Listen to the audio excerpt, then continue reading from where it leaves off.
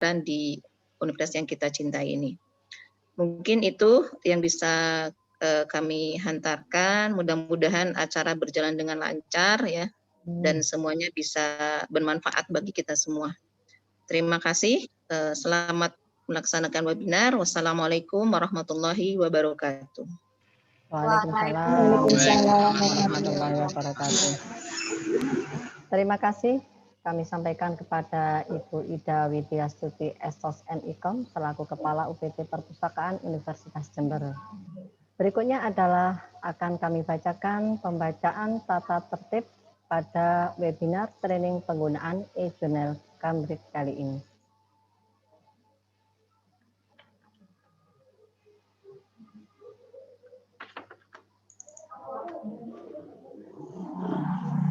Tata tertib pada training penggunaan e-journal Cambridge kali ini, peserta diharapkan untuk mematikan suara atau memute ya, selama acara training berlangsung. Peserta dapat mengajukan pertanyaan melalui kolom chat pada saat narasumber menyampaikan materi dengan format nama, asal kota, instansi, kemudian pertanyaan. Panitia akan memilih beberapa pertanyaan dan akan dibacakan oleh moderator pada sesi tanya jawab. Peserta yang mendapatkan e-sertifikat harus mengikuti kegiatan sampai berakhirnya kegiatan ini dengan mengisi link presensi pada akhir acara yang akan disampaikan oleh panitia melalui kolom chat. Kemudian peserta diberikan batas waktu selama 30 menit setelah acara berakhir untuk mengisi link presensi. Selain itu, nanti akan ada souvenir dari 3 penanya terbaik yang akan diberikan oleh dari pihak Cambridge. Saya kira itu untuk tata tertib pada webinar kali ini. Berikutnya adalah kita masuk pada acara inti, yaitu yang akan nanti disampaikan Bapak Jona Giovanni Harahap. Sebelumnya akan saya bacakan kurikulum vitae dari Bapak Jona Giovanni Harahap. Work Experience Education and Training, Agustus 1996 sampai dengan Februari 2002, beliau adalah Bachelor Degree in Chemical Engineering Institut Teknologi Indonesia di Serpong. Kemudian pada bulan Maret 2009 sampai dengan Agustus 2011 sebagai Master Degree in Management Institut Teknologi dan Bisnis Kalbe di Jakarta. Kemudian Mei 2004 sampai dengan Januari 2013 sebagai Asisten Sales Manager iGroup Asia Pasifik di Jakarta dalam bidang Business or Sector Distributor of e-Journal and e-Books. Dan pada bulan Oktober 2016 sampai dengan sekarang, sebagai Account Manager Cambridge University Press Indonesia di Jakarta dalam bidang Business or Sector Publishing. Sebagai begitulah CV dari Bapak Jona Giovanni Harahap. Berikutnya dipersilahkan Bapak Jona Giovanni Harahap untuk menyampaikan materi. Dipersilahkan Bapak Jona. Ya, baiklah, terima kasih Ibu Kusnun. Assalamualaikum warahmatullahi wabarakatuh. Salam sejahtera bagi semuanya. Selamat pagi Bapak Ibu sekalian. Terima kasih untuk waktu yang telah diberikan oleh Perpustakaan Universitas Jember untuk bagi saya untuk menyampaikan materi training penggunaan e-journal Cambridge, dan juga nanti saya akan memberikan sekilas mengenai menerbitkan artikel di jurnal internasional. Nah, saya akan segera share screen.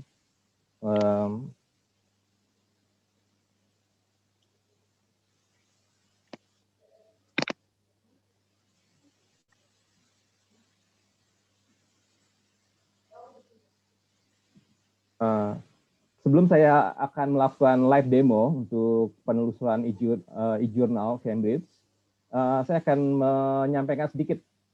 Oh, sorry.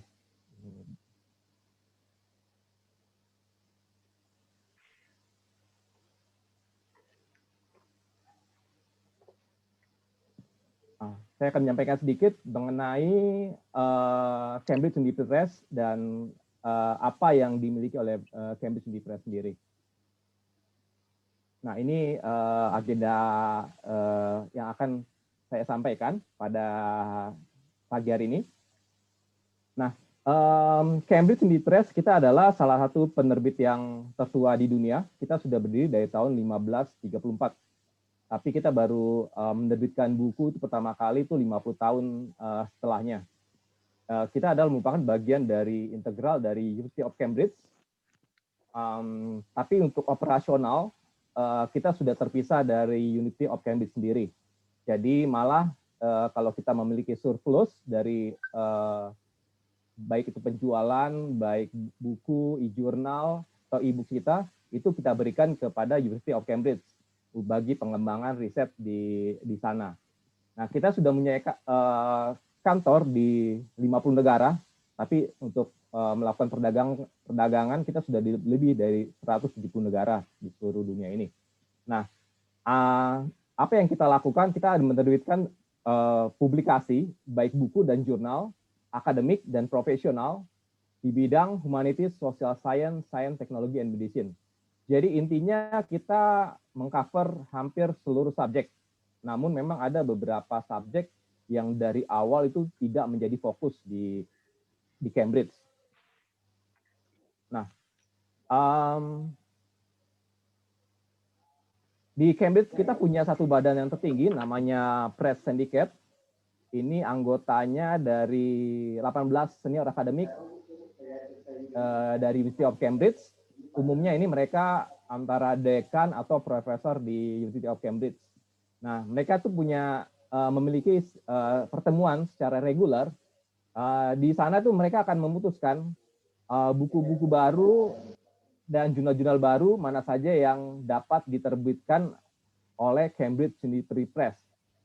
Jadi, misalkan saya ini ingin terbitkan buku di Cambridge, dan saya pemenang hadiah Nobel misalnya. Nah, kalau tanpa persetujuan dari mereka, buku saya itu tidak dapat diterbitkan oleh Cambridge. Jadi ini untuk memastikan kualitas baik buku maupun jurnal kita itu benar-benar sesuai dengan standar akademik internasional. Nah, untuk produk yang kita miliki, diantaranya e-journal. Saat ini sendiri kalau 2020 kita ada sekitar 410 jurnal. Kemudian untuk e-book kita sekitar sekarang mungkin udah sekitar 40 ribuan judul. Kemudian kita juga ada Elemen. Elemen ini suatu produk baru yang kita kembangkan. Jadi dia merupakan semacam hybrid antara artikel dengan buku. Jadi dia berada di tengah-tengahnya dan awalnya itu diciptakan dalam bentuk digital. Jadi beda dengan e-book. Kalau e-book kita awalnya itu dari buku cetak, kemudian dibuat versi digital. Tapi kalau Elemen ini memang dari awalnya dari bentuk elemen. Dan Elemen ini harus melalui proses peer review juga. Kemudian kita juga terakhir ada e-textbook. Jadi semua textbook kita akan kita kembangkan menjadi suatu versi yang digital. Dan yang terakhir yaitu printbook, yang sekarang kalau tidak salah sudah 50.000 lebih judul kita sudah terbitkan. Nah, ini subjek area kita. Ada sekitar 35 yang kita tentukan di dalam Cambridge ini, mulai dari antropologi, area study, computer, engineering, ekonomi, history, language, law. Nah, memang ada beberapa bidang yang tidak kita kembangkan dari awal dari Cambridge. Contohnya, misalnya dentistry atau kedokteran gigi. Nah, itu memang dari awal kita tidak fokus ke arah sana gitu. Terus lagi misalnya hospitality. Nah, itu memang kita tidak ada di Cambridge. Nah, ini yang tadi saya bilang, elemen ini konsep baru dalam publishing. Jadi, kita bikin dalam bentuk series. Jadi bagi bagi dosen atau peneliti yang ingin mengirimkan tulisan di bidang yang ada di sini, di bidang elemen series ini, bisa dimungkinkan. Nah, ini ya, ambil elemen. Nah, untuk Cambridge Core sendiri, ini kita baru launching sekitar tahun 2016. Nah, jadi Cambridge Core ini di dalamnya ada e-journal dan ada e-books. Nah, ini alamat websitenya www.cambridge.org/core, CORE. Nah, yang saat ini dilanggan oleh perpustakaan Universitas Jember adalah e-journal dari Cambridge Core saja. Nah, ini ada new feature dari kita, Cambridge Core Share. Kemudian kita juga ada metrik untuk setiap artikel dan buku kita. Nah, nanti Cambridge Core Share-nya itu bentuknya akan seperti ini. Jadi ada beberapa jurnal kita yang sudah menggunakan konsep ini. Jadi Cambridge Core Share atau ditulis di sininya share content ya, itu kegunaannya kalau kita melakukan kolaborasi riset. Jadi misalnya kita melakukan kolaborasi riset antara rekan kita dari institusi lain, di mana institusi mereka itu tidak melanggan e-journal Cambridge. Jadi dengan feature ini kita bisa memberikan akses full text artikel kepada rekan kita itu. Nanti saya akan terangkan lebih jauh pada saat live demo. Nah, ini yang produk yang baru kita. Jadi kita baru launching di Agustus ini, e-textbook. Jadi semua textbook kita tuh rencananya kita bikin dalam bentuk digital. Nah, ini nanti kita akan kembangkan lebih lanjut. Bahkan sekarang kita sudah ada aplikasinya. Jadi ketika kita ingin baca secara offline, kita tinggal... Permisi Pak Jona. Ya. Mohon maaf Pak, ini... Ya, halo. Nah ini salah satu contohnya judul bukunya. Nah, ini aktivitas yang kita lakukan di Indonesia. Di antaranya editorial workshop. Nah, ini biasanya kita undang editor kita dari Singapura. Menyampaikan bagaimana cara mempublikasikan artikel di internasional jurnal. Sebenarnya kita juga ada program-program marketing untuk meningkatkan penggunaan e-journal di kampus-kampus di Indonesia. Dan kemudian kita juga ada ikut mensupport dari event-event dari perpustakaan. Nah, di Cambridge kita juga mendukung untuk open research. Tanya ada yang bisa masuk Pak. Ya, ini kita juga ada open access. Karena banyak jurnal kita tuh yang open access, jadi kita sangat mendukung sekali untuk gerakan open access ini. Nah, ini ada Cambridge Open Engage, ini semacam Mohon izin Pak Jona. server, ya. Mohon izin Pak Jona. Ya. Pak Jona, saya lihat ada beberapa teman dosen dan mahasiswa yang tidak bisa masuk ya. Iya. Karena ini kan sebenarnya limitnya katanya 500 ya Pak. Ya, tapi benar, kok bilangnya cuma 100 Bu, Pak. Oh, jadi sebentar. 100 mohon bisa dicek mungkin karena banyak yang di waiting list. Yang daftar kan lebih dari 300. Ini lihat, ya. Tadi saya cek itu kok 100 nggih. Oke. Banyak yang belum bisa hadir. Ada di Mohon maaf. Makasih Pak Jona. Iya, sama-sama Bu. Ini saya lihat di waiting room-nya sebentar Bu ya.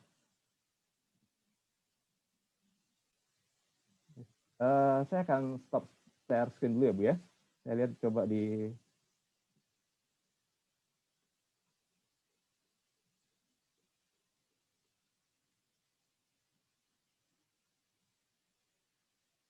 Oh iya, 100 ya Bu ya? Oke. Ya, cuma 100. Oh, oke. Yang daftar lebih dari 300 Pak Jona. Lebih dari 300 ya? Nggak bisa masuk. Nggak bisa masuk ya Bu ya? Nggak bisa masuk. Ya, saya diberitahu sih memang dia kapasitasnya 500 Bu. Soalnya yang pegang akun ini memang bukan saya sih Bu memang. Jadi sebentar ya Bu ya. Apa ada yang bisa saya lakukan sebentar Bu?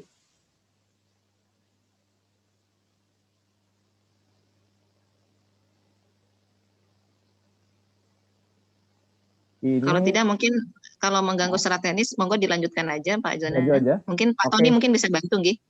Pak Tony mungkin bisa bantu. Ya, saya bikin jadi co-host ya. Siapa tahu ada yang bisa di setting. Bentar. Nggih. Ini Pak Tony aja, Pak.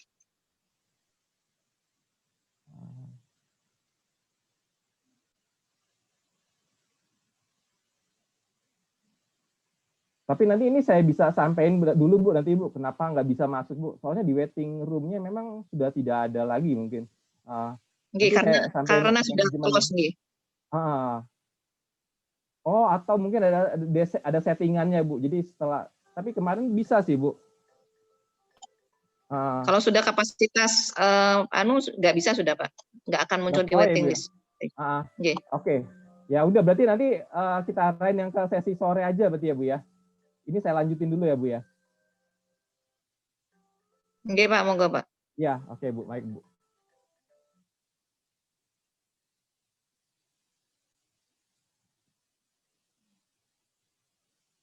Ya, mohon maaf. Baiklah, saya akan langsung lanjutkan. Saya akan langsung peragakan live demo. Ini saya akan langsung share screen.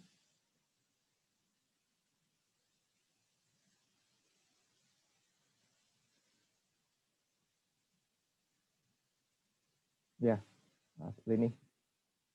Oke, baiklah. Jadi ini adalah tampilan. Sebentar, saya salah share screen. Ini adalah saya share screen-nya yang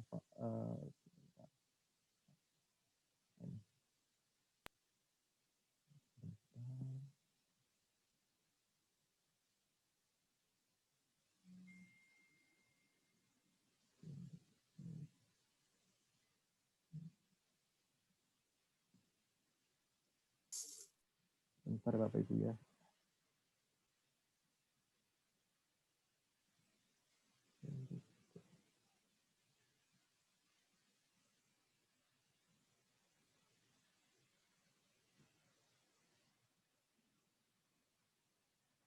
Saya akan close dulu satu.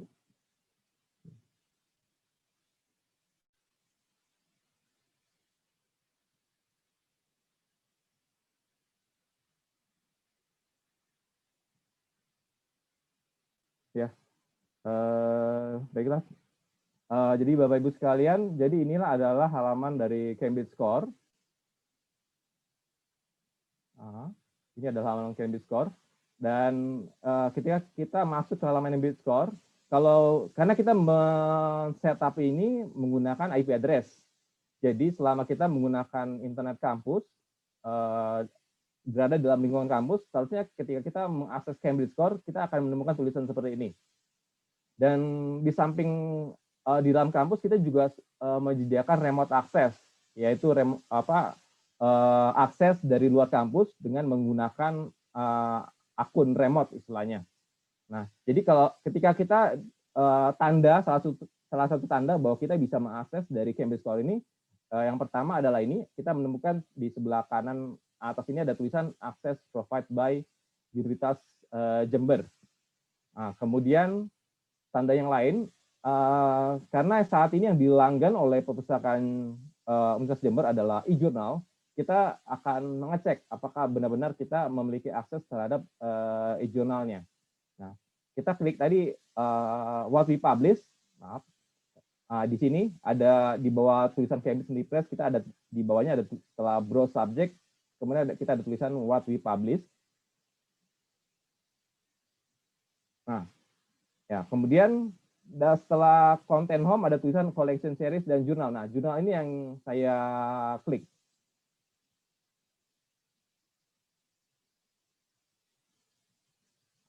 Nah, demikian. Nah, ketika kita mengklik jurnal tersebut, langsung akan di bawahnya nama-nama dari jurnalnya. Demikian. Nah, di dalam jurnal Cambridge ini, ada memang beberapa jurnal yang tidak kita promosikan di Indonesia.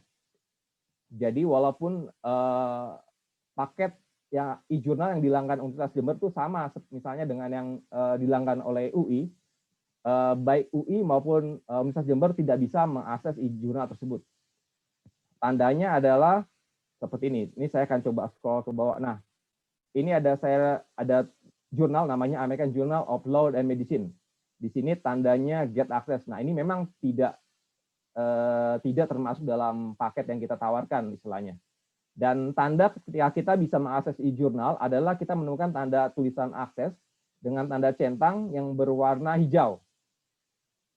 Nah, kita juga bisa melakukan filter di tulisan akses ini. Kita beri tanda centang atau cek di subscribe. Ini. Nah, jadi dia akan secara otomatis memfilter untuk jurnal-jurnal mana saja yang bisa kita akses di Universitas Jember. Jadi demikian. Nah, kemudian salah satu keunggulan kita menggunakan e-jurnal adalah di samping kita dapat mengakses informasi atau artikel yang terbaru, kita juga bisa mengakses beberapa tahun ke belakang, artikel yang terbit beberapa tahun ke belakang. Nah, untuk Cambridge sendiri, umumnya atau secara general, kita bisa mengakses artikel dari tahun 1997. Namun, ada beberapa jurnal yang memang berbeda.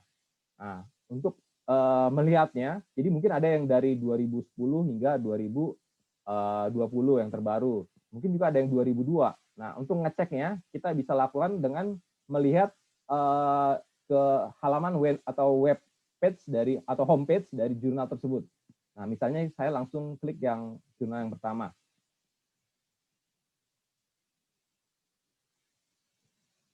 Ini. Nah, ini udah namanya homepage dari jurnal Akta Neuropsikiatrika ini.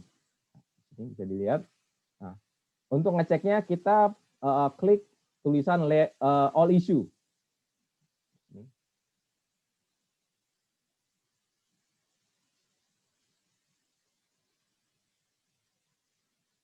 Nah, di sini. Nah, kita menemukan tulisan akses berwarna hijau, berarti volume atau isu tersebut, isu jurnal tersebut kita bisa mengaksesnya. Jadi kalau di dalam jurnal, volume itu menunjukkan tahun dia terbit. Sedangkan setiap jurnal biasanya dia terbit beberapa kali dalam setahun, dan itu ditunjukkan dengan isu, atau kalau di majalah namanya edisi. Nah, kalau di jurnal namanya isu 1, 2, 3, 4, 5. Dan masing-masing jurnal kadang berbeda-beda. Ada yang mereka terbit 5 kali dalam setahun, mungkin juga cuma 3 kali, atau bahkan lebih dari 5 kali. Nah, di sini kita bisa lihat dia sampai 2009.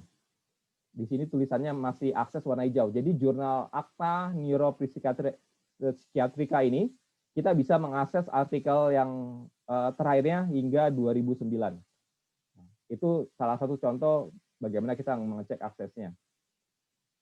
Dan nanti misalnya dari Bapak Ibu sekalian ada menemukan artikel yang tidak bisa diakses, mungkin juga kesulitan, itu bisa melakukan screenshot dan mengirimkan ke saya atau ke perpustakaan. Nanti mungkin dari perpustakaan bisa menyampaikannya ke saya. Nah, kemudian kita akan mulai penelusuran. Di sini saya akan ketikkan keyword, misalnya tentang Indonesia. Mungkin kita ingin cari artikel tentang Indonesia, ada tidak di Cambridge. Nah, ketika kita mengetikkan keyword di Cambridge Scholar kita ada namanya feature auto suggestion.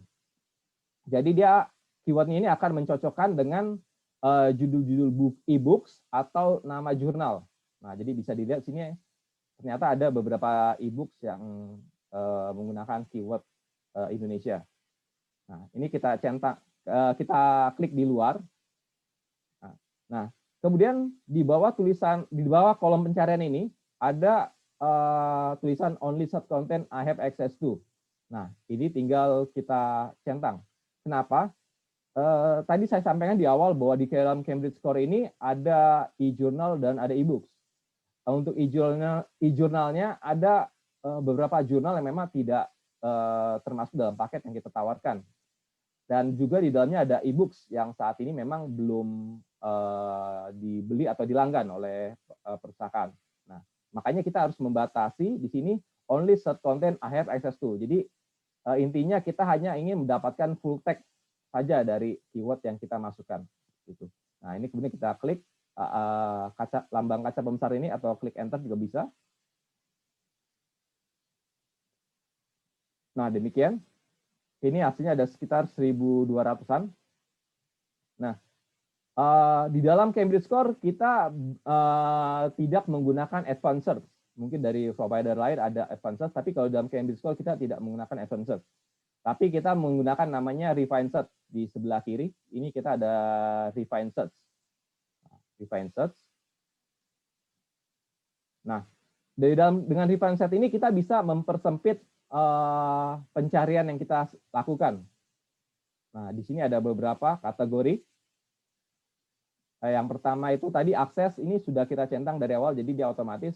Nah, saya juga ingin sampaikan bahwa tadi saya sampaikan di Cambridge kita sangat mendukung sekali gerakan open research, diantaranya itu open access. Jadi ada jurnal-jurnal kita yang full open access, dan ada jurnal-jurnal kita yang hybrid. Hybrid artinya tetap berbayar, namun sebagian artikelnya ada yang open access. Dan satu lagi yang benar-benar berbayar. Nah, ini jurnalnya sama sekali tidak ada open access. Jadi kalau kita ingin melihat open access, baik itu artikel atau e-books, nah, ini bisa dicentang kalau kita ingin melihat. Nah, kemudian di bawahnya itu ada content type. Nah, di sini kita batasi di artikel, karena memang saat ini yang dilanggan e-journal, dan artikel ini bagian dari e-journal. Nah, kemudian di bawahnya lagi kita ada kategori author. Kalau misalnya kita tahu nama pengarang artikel tersebut, kita bisa masukkan. Saran saya kita masukkan nama belakangnya atau family name, istilahnya nama keluarga, agar lebih biasanya itu akan lebih tepat ya dalam pencariannya dengan masukkan nama belakang. Nah, kemudian kita juga ada batasi dengan publication date. Kita ingin seberapa terbaru dari artikel yang kita cari. Nah, ini mungkin karena ini tidak terlalu banyak juga, mungkin saya ingin dapatin tengah-tengah. Saya klik yang last 6 bulan terakhir. Nah, seperti itu. Nah, jadi dia akan otomatis. Jadi semua yang ada kita bisa centang atau kita cek, itu semuanya akan dilakukan otomatis. Tapi kalau yang misalnya kita harus isi, itu kita harus klik dulu. Nah, kemudian di bawahnya juga ada kategori dari tahun berapa sampai tahun berapa, kita bisa masukin. Kita ingin mencari artikel dari tahun berapa sampai tahun berapa. Nah, ini nanti kita tinggal terus, kita harus mengklik apply. Namun karena tadi saya udah batasi dalam 6 bulan terakhir, saya tidak perlu menggunakan kategori ini lagi. Nah, kemudian di bawah juga ada kategori subjek. Nah, di sini kita bisa batasi juga berdasarkan subjek atau disiplin ilmu kita. Nah, kalau ada tulisan show more, ini kita bisa klik. Ini biasanya ada tambahan lagi biasanya. Tapi kalau yang bidang yang kita cari sudah ada, ya nggak usah kita klik. Misalnya saya ingin cari misalnya ekonomi. Nah, ini tinggal dicari di bidang ekonomi seperti itu. Nah, di bawahnya juga ada tag. Tag ini kita bisa masukin keyword, tambahan keyword lagi. Tapi syaratnya keyword tersebut harus ada di database Cambridge. Ini saya coba centang di sini unchecknya, karena 5 itu sudah sangat sedikit ya. Nah, coba. Ini kita pakai tag ini kalau misalnya hasil pencarian kita masih banyak gitu. Ini misalnya Indonesia, terus kita coba politik. Nah seperti itu. Jadi kalau kita mengetikkan keyword di tag ini, itu harus ada di database yang di dalam Cambridge. Kalau tidak akan bisa ditampilkan. Nah, kemudian di bawahnya juga ada, misalnya kita tahu jurnal tertentu yang kita ingin lihat artikel tersebut. Ini ada yang masih masuk, coba saya aktif.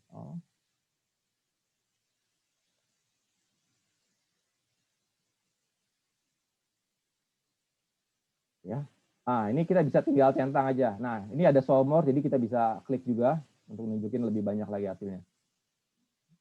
Nah, kemudian kita akan coba tampilin artikelnya.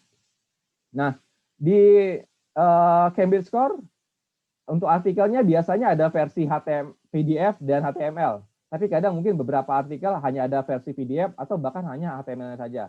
Tapi biasanya ada dua. Nah, contohnya mungkin saya buka yang nomor kedua ini. Saya buka.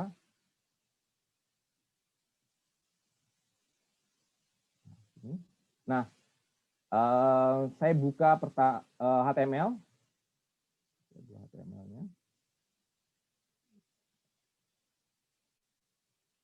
Nah, ini HTML-nya. Kemudian saya sambil buka PDF, karena PDF biasanya agak sedikit lebih lama loadingnya, karena tergantung internetnya. Oke. Nah, kalau untuk yang PDF, ini saya coba perbesar.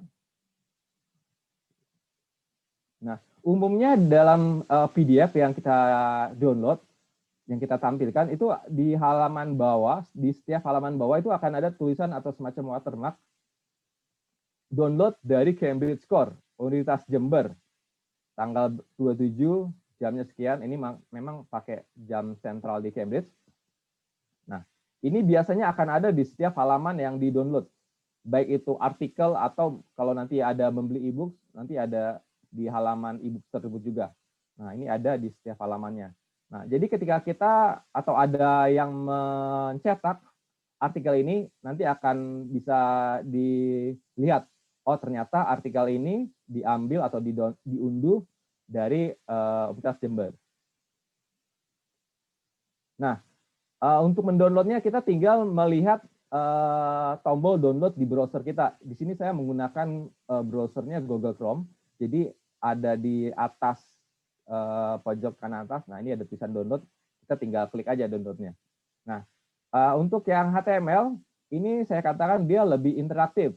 Kenapa lebih interaktif? Karena untuk yang versi HTML ini ada beberapa feature. Misalnya yang ini ada konten, ini semacam daftar isi. Jadi kalau di buku kita mengenal daftar isi, di artikel kita juga ada konten. Nah, di sini. Jadi ketika kita misalnya hanya ingin langsung baca kesimpulannya atau apa metode penelitiannya seperti apa, nah, kita tinggal bisa klik aja nih. Nah, ini seperti ini ada conclusion-nya, saya langsung klik aja. Sedangkan kalau di PDF kita harus scroll dulu. Nah, dan kalau misalnya dalam artikel ini nanti ada tabel atau ada gambar, nanti di sini ada semacam thumbnail feature di sini. Jadi nanti saya bisa klik, jadi saya langsung menuju dari ke tabel atau grafik dari artikel tersebut.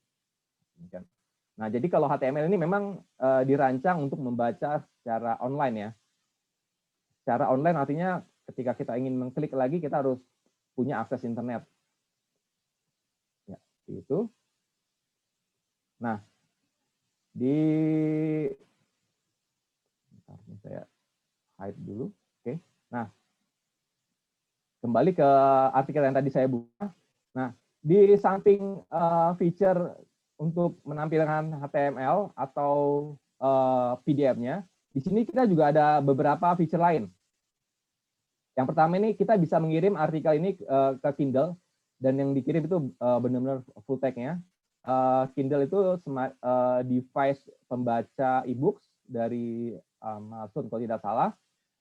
Tapi di Indonesia mungkin kita lebih banyak menggunakan antara iPad atau Samsung Tab ya. Nah, itu kita juga mendukung karena kalau di luar negeri itu banyak yang menggunakan Kindle. Nah, ini jadi kita bisa send Kindle. Nah, kemudian kita juga ada fitur namanya send to Google Drive. Nah, kalau misalnya kita lagi mengakses ini di public space di tempat umum, terus kita nggak punya thumb drive atau flash disk, nah kita bisa kirim nih ke Google Drive kita. Syaratnya kita sudah harus punya dulu akun di Google Drive ini.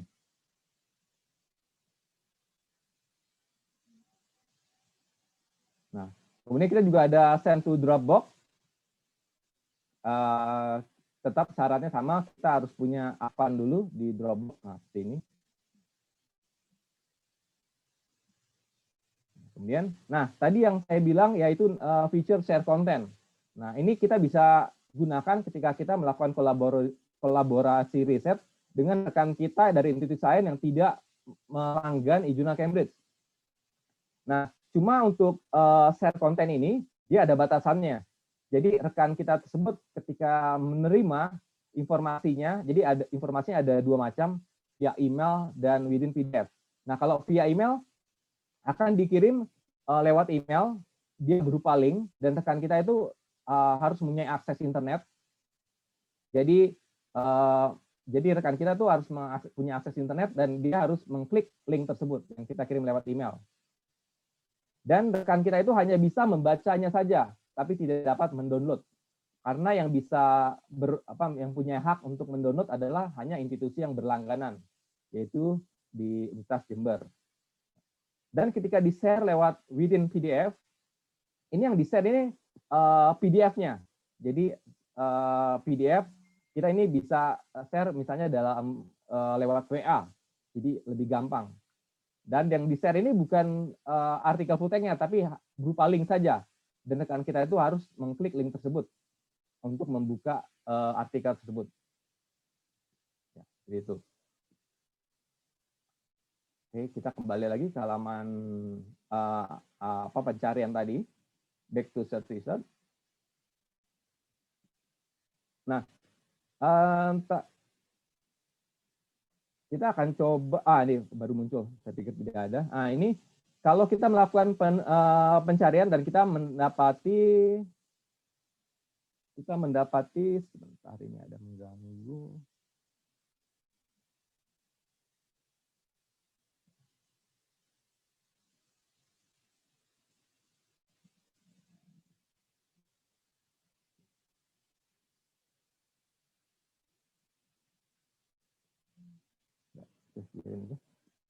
Masih ada yang masuk. Ya, kita mungkin mendapatkan ini lingkaran-lingkaran yang berwarna-warna. Mungkin ini kalau di sini kan hanya berwarna biru ya. Tapi mungkin nanti kita akan mendapati ya dia berwarna campuran. Mungkin ada merah, kuning, hijau dan sebagainya. Nah ini kita Cambridge kita tadi seperti di awal tadi saya sampaikan untuk artikel maupun buku e-books kita sudah menggunakan metrik. Nah ini kita kerjasama dengan Almetric. Nah misalnya kita buka yang misalnya yang ini yang ini ya 17. Nah 17 ini dia adalah indeks, jadi menunjukkan berapa banyaknya. Nah Almetric ini sangat berguna karena sekarang ini zamannya sosial media. Jadi Almetric ini salah satu indeks yang menunjukkan seberapa populer artikel atau buku itu di dunia media. Nah, diantaranya ya sosial media ini. Nah, jadi di sini ada Twitter, bisa dilihat sini ada Twitter. Nah, ini kenapa dia hanya biru saja? Jadi misalnya kalau ada Twitter atau terus ada news itu berita ya, newspaper atau koran, atau mungkin juga ada blog atau ada Facebook. Nah, nanti warnanya ini akan bermacam-macam. Jadi warnanya itu menunjukkan seberapa banyak jenis media mengcover dari artikel tersebut. Nah, di sini kita bisa lihat juga demografinya. Nah, di sini ternyata banyak dari banyakan Eropa, bahkan Indonesia ada nih ternyata nih. Ada yang menyebutkan dari Indonesia artikel ini. Itu.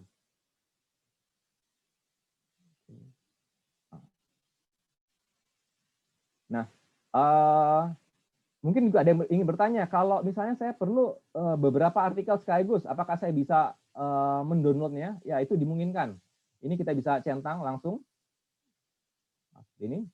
Terus kita lihat yang di sebelah kiri agak bawah memang. Seperti ini. Nah, di sini ada download PDF, zip. Nah, ini kita tinggal klik. Ini. Nah, kita tinggal klik confirm. Nanti dia akan download dalam bentuk zip. Bagi yang menggunakan operasi sistem, maksudnya laptop atau komputer menggunakan sistem operasi Windows, seharusnya zip ini bisa dikenali ya. Tapi kalau katakan belum tidak dikenali, Bapak Ibu sekalian bisa mendownload software atau program yang namanya WinRAR. Di sini saya sudah menggunakan WinRAR. Nah, seperti ini. Di sisi kiri bawah ini ada tulisan Cambridge Score dalam bentuk zip. Nah, kita bisa menggunakan program WinRAR ini kalau ternyata memang kita tidak bisa membuka zip file di komputer kita. Oke. Nah, kemudian juga di dalam Cambridge Score kita juga mempunyai feature atau bukan lebih ke feature sih, itu lebih ke arah kita bisa punya semacam kotak penyimpanan virtual. Jadi misalnya ketika kita sudah melakukan pencarian, mungkin karena keterbatasan waktu kita harus ngajar atau kita harus mengikuti kelas, kita belum sempat baca semuanya nah kita ini bisa simpan. Saya tinggal kasih centang, ini saya sudah centang 3 ini. Nah, saya tinggal klik ini, save search. Seperti itu. Karena itu tulisan successfully save. Nah, syaratnya kita bisa menggunakan ini, kita harus bikin namanya Cambridge Score account dulu di dalam Cambridge Score ini. Nah, caranya bagaimana? Sangat mudah sekali. Di sini saya harus keluar dulu, karena tadi saya sudah menggunakan account remote access. Nah, ini saya keluar dulu. Nah, ini kemudian saya harus buka dari namanya browser yang lain. Bentar.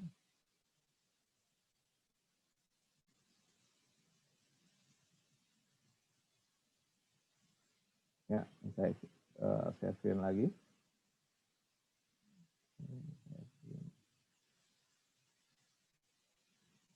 Nah, di sini kemudian saya buka Cambridge Score.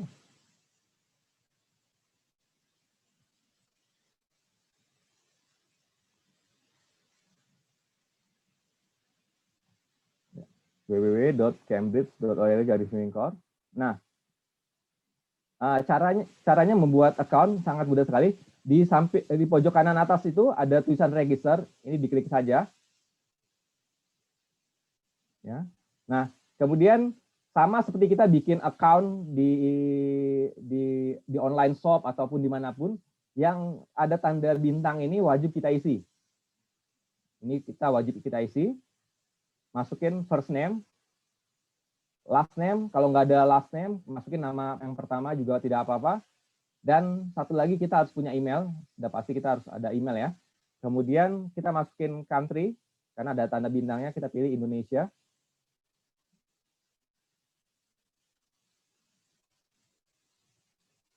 Ya, kemudian kita masukin organization, kita masukin nama kampus kita, Universitas Jember. Kemudian OSIS ID tidak ada bintang, jadi nggak perlu diisi. Password, nah ini yang perlu sedikit tambahan usaha, karena kita mensyaratkan password kita itu minimal 8 karakter, dan harus ada huruf besar minimal 1, huruf kecil, dan harus ada angkanya.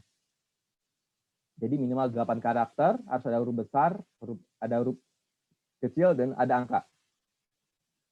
Passwordnya lagi. Nah ini tanda bintang ya. Ya, jadi kita harus beri centang, uncheck, maksudnya dicek maksudnya. Nah, yang kedua ini kalau kita ingin dapat informasi terbaru, kita boleh cek. Kalau tidak juga nggak apa-apa, soalnya nggak ada tanda bintang sini. Kemudian kita klik register. Nah, biasanya akan ada tulisan sukses di sini. Kalau sudah sukses, kita harus ngecek email kita. Nanti Bapak Ibu sekalian akan menemukan email dari Cambridge Score. Nah, Bapak Ibu sekalian perlu mengaktifasi dari akun yang baru saja dibuat. Jadi harus diklik link activation itu. Nanti ada perintahnya di dalam email tersebut. Jadi harus diaktifasi dulu. Dan link itu hanya berlaku 24 jam. Jadi harus secepatnya diaktifasi. Baiklah. Nah, kembali lagi kalau kita sudah berhasil, cara penggunaannya kita tinggal login di sini. Login sini. Kemudian pakai login pilihan yang pertama, login with your Cambridge Score account. Ya, kemudian masukin email address-nya, masukin password-nya.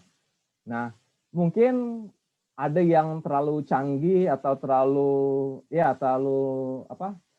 terlalu ketat passwordnya, mungkin kadang pas mau login lupa, atau setelah beberapa lama waktunya kita lupa passwordnya. Itu tidak usah khawatir, kita tinggal klik aja forgotten password, nanti akan dikirim link dari Cambridge Core, nanti kita klik link tersebut dan kita tinggal masukin atau bikin password yang baru. Oke. Nah, kalau katakan kita sudah masukin password email kita, terus passwordnya, terus kita klik login. Nah, ini saya akan stop share dulu, saya kembali yang ke screen yang tadi, yang dimana saya sudah login.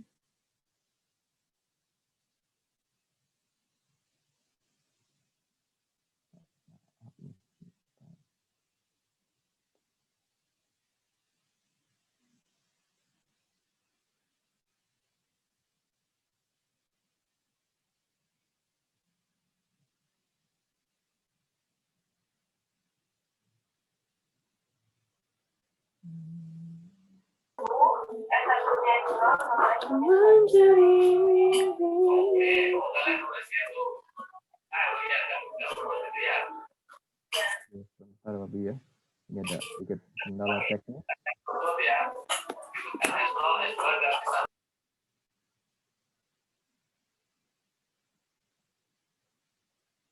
Saya masih belum bisa mendapatkan screen-nya. Oh ya, ini ada. Ya.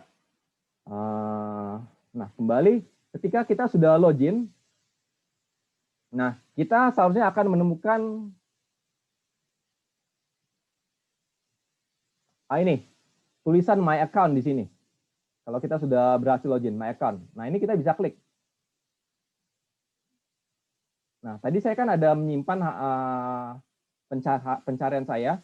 Itu saya cari di sebelah kiri, ada tulisan My Core, terus di bawahnya ada My Account. Ini saya cari di My Search. Nah, seperti ini. Nah, di sini ada, ini yang tadi yang saya sudah simpan. Nah, ini tinggal kalau saya ingin melakukan ini rerun, istilahnya pencarian ini lagi, saya tinggal klik ini aja, rerun, supaya hasilnya ditampilin lagi. Jadi intinya kita bisa mempersingkat waktu kita, jadi kita nggak usah mengulang pencarian kita itu dari awal. Nah, kemudian kita juga bisa melakukan bookmark. Nah, ini tadi saya udah bookmark ini kita gunakan kalau kita misalnya ingin langsung ke artikel tersebut. Jadi nggak perlu melakukan rerun. Nah, tadi coba saya akan centang misalnya yang pertama ini dan yang ketiga, kemudian yang keempat. Nah, saya klik My Bookmark. Saya klik bookmark, tap to My Bookmark, seperti ini. Nah, untuk ngeceknya bagaimana? Ya ini ada tulisan My Bookmark atau saya klik lagi My Account. Saya cari My Bookmark. Gitu. Nah, ada di sini. Jadi saya nggak perlu melakukan mengulang pencarian, tapi langsung ingin mendapatkan artikel tersebut agar saya bisa baca. Nah, kemudian dalam Cambridge Core kita juga bisa mendapatkan, misalnya kita fanatik pada jurnal tertentu, kita bisa mendapatkan informasi terbaru dari jurnal tersebut dikirim langsung ke email kita. Nah, ini saya akan gunakan feature misalnya saya ingin melihat di dalam Cambridge Core ini ada jurnal apa saja sih. Nah, di sini saya browse by subject. Misalnya saya klik di, katakan di hukum. Kalau kita mengklik subjek, akan ditampilkan yang pertama yang atas itu Explore Law Journal, yang di bawah Explore Law Books. Jadi kalau untuk Explore Law Journal, ini sudah nama-nama jurnalnya. Tapi kalau yang books ini masih istilahnya subtopik dari dari bidang law. Jadi belum berupa judul dari bukunya. Nah, di sini masih ada lagi. Saya klik Show All. Nah, misalnya saya klik salah satu jurnal, misalnya ini, Asian Journal of International Law.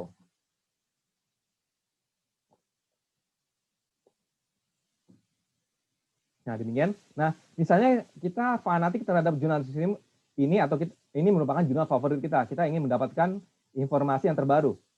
Nah, di homepage dari Asian Journal of Comparative Law ini ada tanda yang ini, add alert. Nah, ini kita tinggal klik. Nah, seperti itu. Kalau mau ngeceknya ada tidak, ya kita klik lagi My Account. Jadi feature dari tadi save search, save to my bookmark, terus alert ini hanya bisa dilakukan kalau kita sudah memiliki yang tadi, kotak penyimpanan virtual di Cambridge. Nah, ini tadi saya klik My Alert.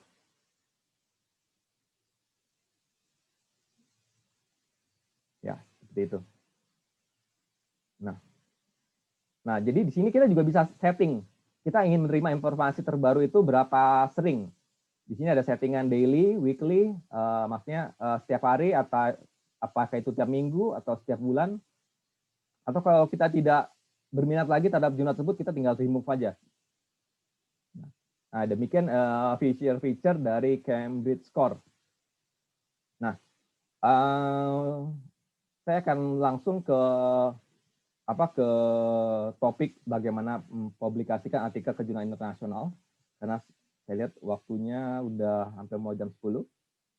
Nah, ini akan saya stop share dulu screen-nya. Saya akan masuk ke auto publish-nya.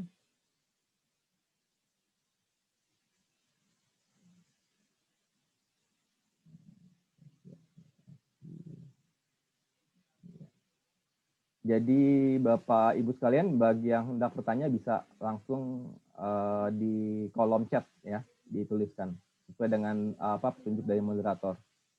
Oke. Ya. Oke. Ya, saya.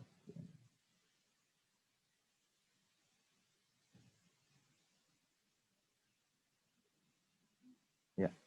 Nah, ini saya akan memberikan sekilas bagaimana mempublikasikan di International Journal.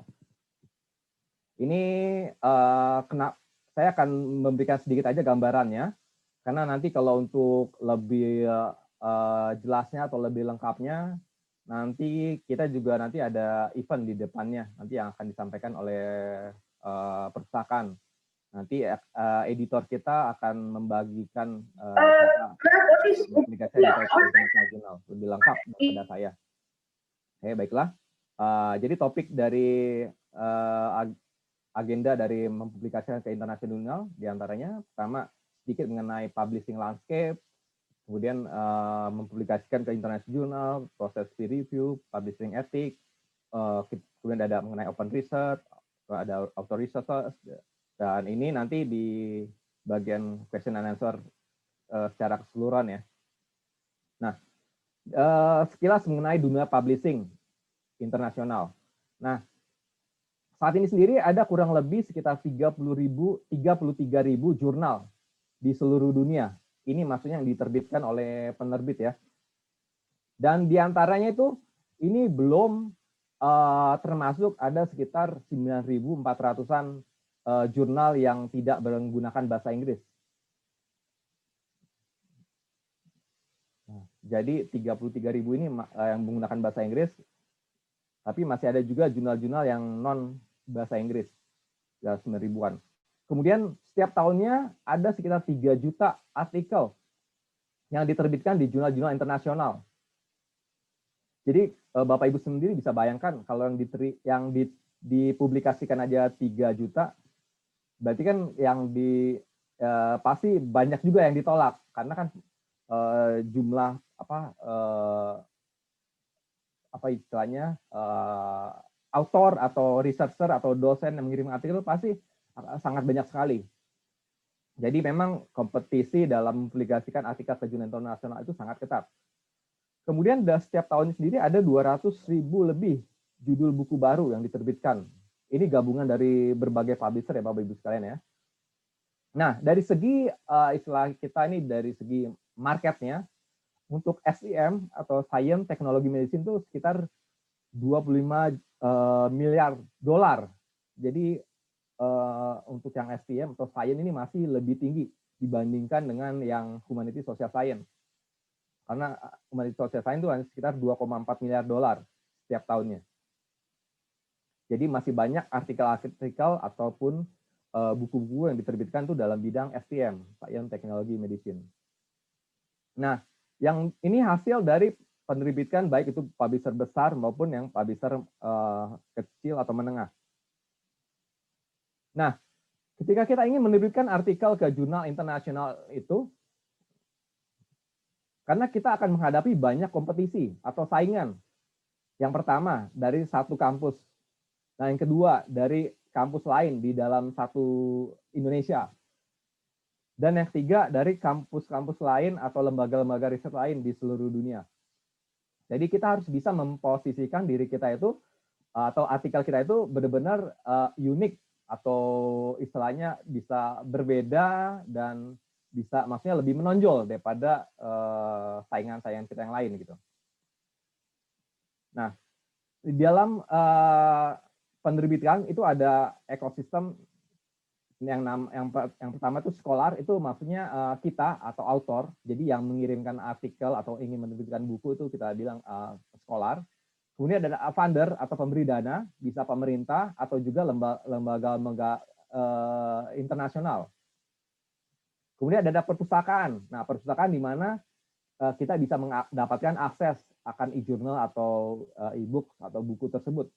Publisher. Nah, ini yang di mana kita yang menerbitkan istilahnya, bagi yang menerbitkan. Dan di samping penerbit, ada juga societies atau professional association yang menerbitkan buku ataupun jurnal. Jadi semuanya membentuk satu kesatuan ekosistem dalam bidang publishing ini untuk menerbitkan riset. Nah, sekarang ini dunia penerbitan tuh sudah berubah bahkan sangat cepat sekali dari sisi teknologi. Sekarang sudah hampir semua sudah mempunyai yang versi digital. Karena ini sudah berkembang kurang lebih 20 tahun aja sudah demikian demikian canggih atau cepatnya. Bahkan sekarang ini di beberapa penerbit itu yang digital tuh lebih lebih penting dibandingkan dengan yang buku cetak. Apalagi dengan adanya pandemi COVID-19 ini, jadi lebih cepat lagi perkembangan untuk yang versi buku digital. Nah, kemudian kita juga sekarang sudah mengenal namanya open access journal. Dan bahkan beberapa penerbit sudah bereksperimen dengan open access e-books. Nah, kalau untuk Cambridge sendiri kita sudah memiliki open access journal dan juga sudah memiliki open access book. Dan kemudian juga ada kolaborasi network. Di antaranya ResearchGate, Akademi Edu, mungkin dari Bapak Ibu sekalian ada yang sudah join di sana.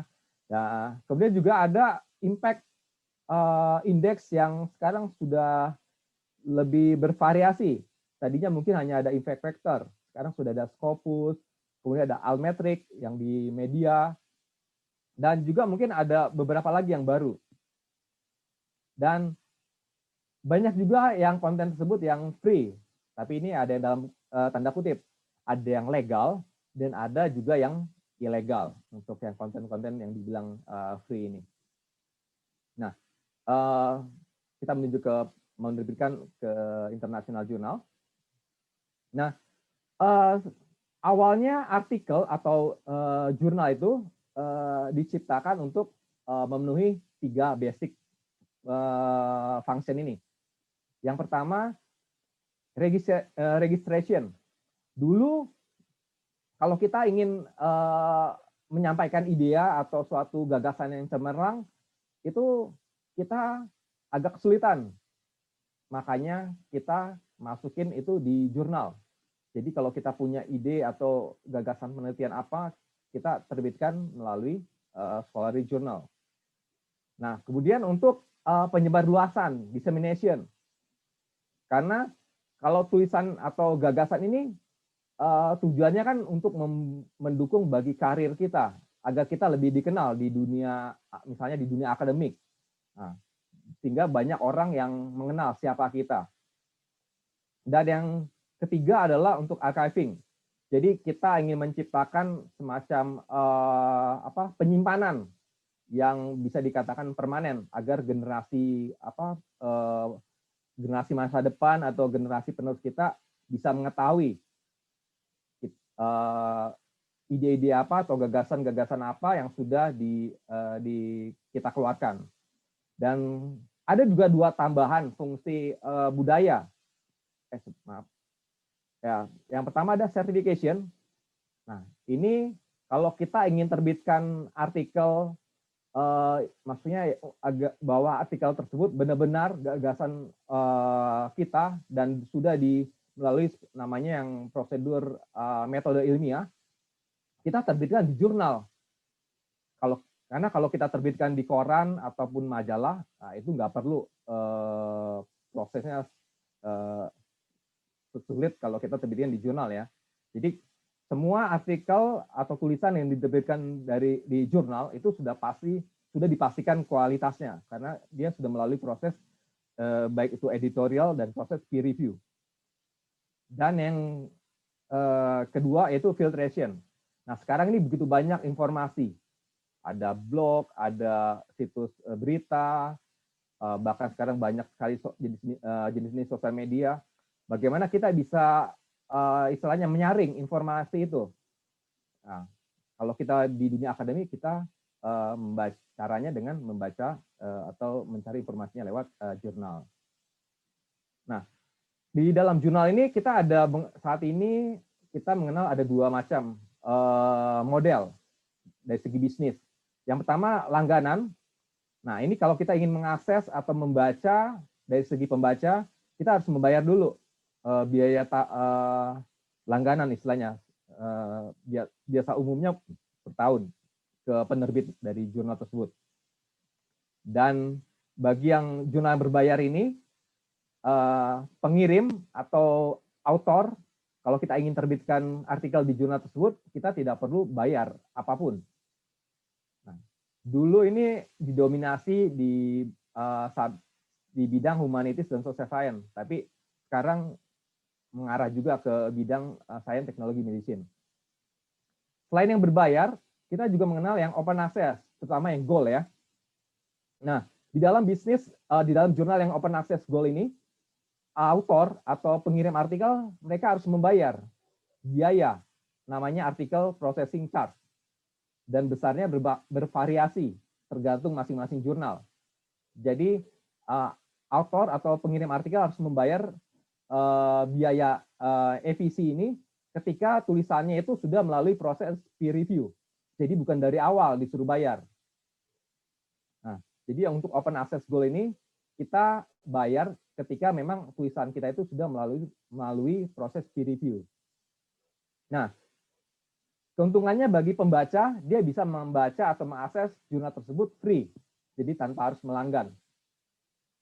Nah, tadinya model ini banyak diterapkan oleh bidang life science, tapi sekarang hampir semua subjek ada open access gold ini.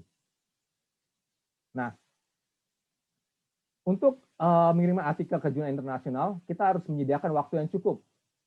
Ya, jadi kita harus melakukan riset dulu terhadap jurnal yang kita tuju. Nah, yang pertama kita harus memilih dengan benar-benar teliti dan kita harus baca masing-masing jurnal tersebut skopnya apa. Jadi misalnya kita sudah tahu, maksudnya kita sudah memiliki tulisan yang sudah kita kirim, kita harus memilih jurnal tersebut benar-benar dengan teliti dan seksama. Nah, kemudian tujukan aim for the right level of journal. Nah, jadi kita cari jurnal kalau bisa yang spesifik, yang mencakup dari tulisan yang kita sudah buat itu. Jangan yang terlalu general.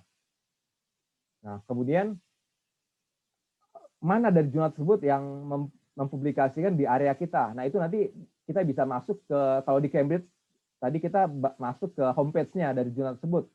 Nanti ada keterangan di itu scope jurnal tersebut itu mencakup apa. Nah, kemudian kita juga boleh mengecek dari editor atau editorial board dari member dari jurnal tersebut. Karena ini kita ingin memastikan bahwa kita memilih jurnal yang benar-benar yang berkualitas. Nah, dalam memilih jurnal beberapa key factor-nya, yang pertama hierarki. Jadi bagi kita yang hendak menerbitkan artikel jurnal internasional, kita harus mengetahui juga istilahnya kondisi kita itu seperti apa. Apakah kita memang penulis yang berpengalaman, jadi sudah sering katakan menerbitkan ke artikel internasional, atau kita baru pemula, jadi kita baru mau memulai mengirimkan artikel jurnal internasional. Jadi ada tier 1, 2, dan 3. Biasanya tier 1 ini yang paling susah. Itu paling susah itu biasa ditandai dengan impact factor-nya yang tinggi. Nah, kemudian faktor yang kedua, riset outcome-nya. Artinya seberapa penting hasil tulisan kita itu atau hasil penelitian kita itu. Apakah hasil penelitian itu akan sampai misalnya merubah, maksudnya berperan penting bagi bidang ilmu tersebut, atau hanya biasa-biasa saja. Kalau memang itu misalnya bisa merubah dari bidang disiplin ilmu kita, wah itu pasti akan lebih mudah diterima oleh jurnal internasional.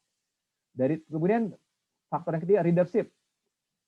Apakah ini hanya tulisan kita ini hanya istilahnya hanya mengundang perhatian kelompok orang, atau banyak dari seluruh dunia itu banyak yang bakal tertarik dengan tulisan kita ini. Nah, yang ini ya scope tadi. Jadi kita harus tujukan kepada jurnal yang benar-benar jurnal tersebut scope-nya itu sesuai dengan tulisan yang kita akan terbitkan. Nah, citation ini juga berperan penting. Ada nggak tulisan kita itu ada tidak mengutip artikel dari jurnal yang kita tuju itu. Nah, kadang kalau kita bisa mengutip salah satu artikel dari jurnal tersebut tuh biasanya peluangnya akan lebih besar lagi. Bisa diterima maksudnya. Kemudian ini indeks, impact factor. Nah, di Cambridge Core kita lebih mengedepankan indeks dari impact factor. Walaupun kita juga punya indeks Scopusnya, tapi di website kita, di website Cambridge Core, kita lebih mengedepankan indeks dari impact factor. Nah, kemudian tipe artikel, apakah tulisan kita itu merupakan hasil original research atau hanya review saja? Karena banyak dari jurnal-jurnal internasional mereka lebih mengutamakan original research, jadi bukan review artikel. Kemudian punctuality, kita harus perhatikan jurnal yang kita tuju. Apakah jurnal tersebut terbitnya tepat waktu? Misalnya ada yang terbit 3 kali dia konsisten, ada yang 5 kali konsisten waktunya, atau jurnal tersebut selalu telat terbit isu-isunya itu. Nah, itu bisa jadi satu petanda yang harus kita waspadai kalau jurnal tersebut terbitannya selalu telat. Nah, kemudian editorial board, kita harus perhatikan siapa editorial board-nya. Ini bisa dilihat di homepage dari jurnal tersebut kalau di Cambridge, atau jurnal tersebut diterbitkan oleh publisher mana. Nah, jadi biasa kita menyarankan untuk memilih jurnal tuh kalau bisa ke website publisher dulu. Di sana jadi kita lebih istilahnya filternya itu lebih mudah kalau kita terbit yang kita tuju itu di website penerbit atau publisher. Nah, kemudian yang ke-10 itu sekarang kan ada open access jurnal. Nah, kita ingin terbitkan itu di yang tradisional jurnal. Tradisional jurnal ini maksudnya jurnal yang berbayar atau yang di open access. Kalau yang di tradisional kita nggak perlu membayar biaya yang tadi, yang APC tadi, artikel processing charge. Nah, tapi kalau kita ingin terbitkan artikel kita di open access, nah itu kita harus siapin dananya. Dan dananya itu lumayan besar. Kalau di Cambridge itu ada sekitar antara 600 pound sterling hingga 2.000-an pound sterling. Dan itu sangat besar sekali kalau bagi kita atau bagi researcher. atau bagi individual istilahnya. Jadi kita harus siap, kalau ingin open access berarti kita harus siapin dana yang cukup. Nah, jurnal artikel adalah yang pertama, dia itu ditujukan untuk suatu tujuan dan biasanya bersifat original. Dapat dimengerti, biasanya ditulis maksudnya bukan biasanya, harus ditulis dalam bahasa Inggris yang bagus, dan biasanya dia udah ada strukturnya. Misalnya dari introduction, ada metodologi penelitiannya seperti apa, terus ada conclusion-nya, dan sebagainya. Dan biasanya ada kriterianya, berapa panjang dari artikel tersebut. Dan itu ditentukan oleh masing-masing jurnal. Ya, kalau kita ingin bikin panjang sekali, mungkin kita lebih ke arah buku, atau tadi kita punya elemen. Kemudian discoverable. Nah, jadi itu artikel tersebut harus bisa mudah ditemukan dan juga bisa dikutip. Nah, ini memang kebanyakan untuk discoverable ini dari sisi publisher ya, tanggung jawab dari sisi publishernya. Nah, beberapa tips dalam menulis artikel. Yang pertama itu kita harus menghindari penulisan definisi atau singkatan-singkatan atau formula atau istilah-istilah yang apa ya istilahnya namanya yang sangat spesialis di paragraf awal atau di pengenalan. Kemudian kita tulis dalam bahasa kalimat yang pendek-pendek, tapi to the point. Jadi kita harus menghindari kesalahan gramatikal ataupun kesalahan penulisan lainnya. Terus kita harus tulisan kita tuh harus bisa dibaca. Nah, kalau bisa kita bisa ngetes.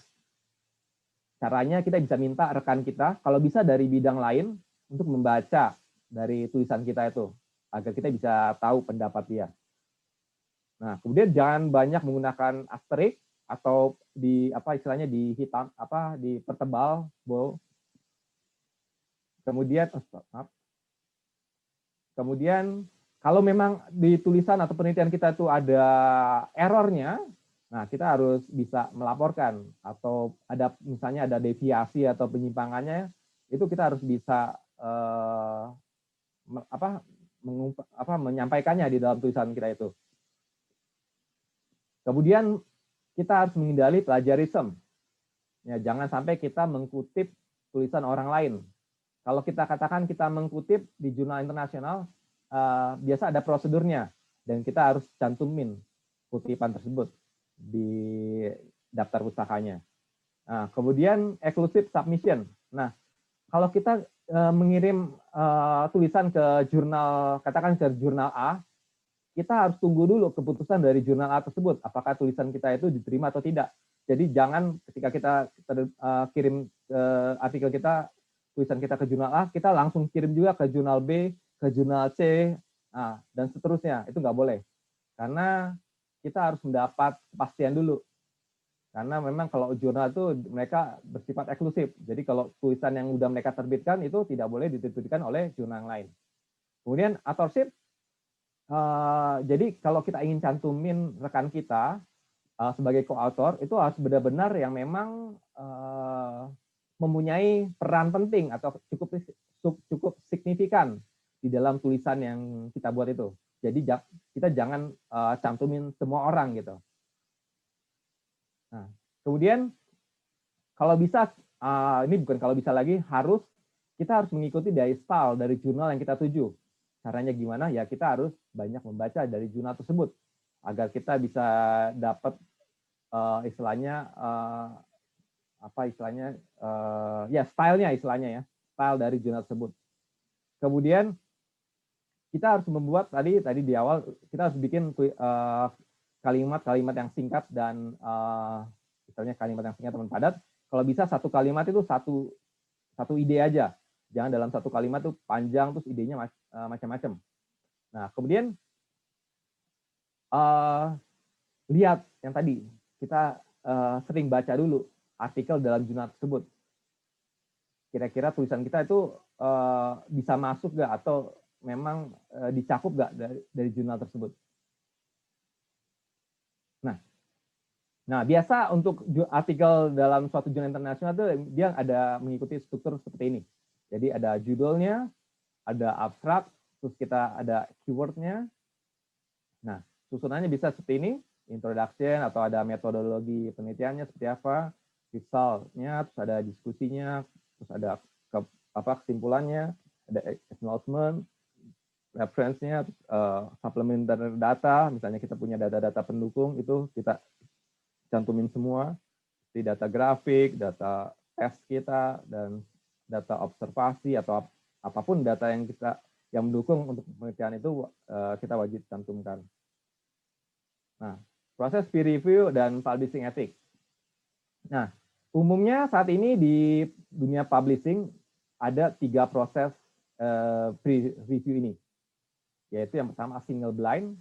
Di sini si author atau kita, maksudnya yang mengirimkan artikel itu tidak mengetahui siapa yang akan mereview tulisan kita.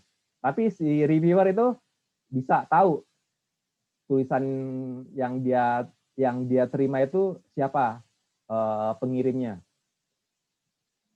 Nah, umumnya itu sangat umum sekali di jurnal science. Nah, kemudian ada double blind. Ini yang paling banyak saat ini, double blind. Jadi baik si pengirim artikel maupun reviewer itu tidak tahu satu sama lain. Jadi itu namanya double blind. Nah, memang umumnya itu lebih biasa di social science dan humanities journal. Nah, dan yang ketiga itu open. Nah, ini si pengirim bisa tahu siapa yang mereview artikelnya, dan si reviewer juga mengetahui identitas pengirim artikel tersebut siapa. Nah, ini secara umum untuk proses review itu ada 3 tahap di jurnal internasional. Yang pertama, ketika kita kirim artikel kita, itu akan melalui proses namanya desk review. Jadi masing-masing jurnal itu masing-masing punya editor, dan editor itu yang pertama kali akan menseleksi dari artikel yang dikirim ke jurnal tersebut. Nah, umumnya mereka akan mengecek apakah tulisan tersebut atau artikel tersebut sesuai dengan aim dan scope jurnal mereka. Dan juga biasanya mereka ini yang mengecek atau tahap awal dari segi bahasa Inggrisnya juga. Jadi mereka biasanya akan mengecek dari segi bahasa Inggrisnya juga, apakah ditulis dalam bahasa Inggris yang baik dan benar. Nah, jika oke, tulisan kita tersebut akan menuju proses peer review. Nah, jadi terus penerimaan dalam tahap ini itu tetap aja bervariasi tergantung disiplin ilmu. Kemudian yang setelah lewat proses desk review dari editor, kita akan melalui proses peer review. Nah, biasanya editor chief-nya ini dia akan undang 2 reviewer untuk membaca secara double blind. Nah, prosesnya umumnya atau secara general itu antara 4 sampai 8 minggu proses peer review. Tapi ini akan ditentukan oleh jurnal, masing-masing jurnal tertentu juga. Soalnya dari pengalaman kita, ada juga yang harus menunggu misalnya sampai beberapa bulan sambil untuk menunggu proses peer review ini. Kemudian keputusan, kalau sudah lewat proses peer review, nanti akan ada keputusannya. Apakah diterima dengan revisi, kemudian revisi oleh si author atau pengirimnya, kemudian disubmit lagi, atau ditolak.